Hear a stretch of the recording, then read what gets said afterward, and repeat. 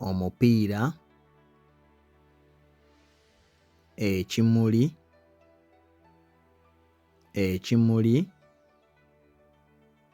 eddirisa, entebe, emmeeza,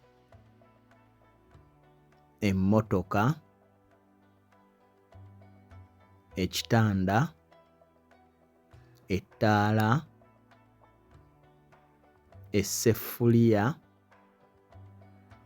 sabbuuni anaaba mu ngalo, engatto z'abakyala ez'akakondo, omusipi, essaawa y'oku mukono, essaawa y'oku kisenge, enkoofiira, eryato, eggaali.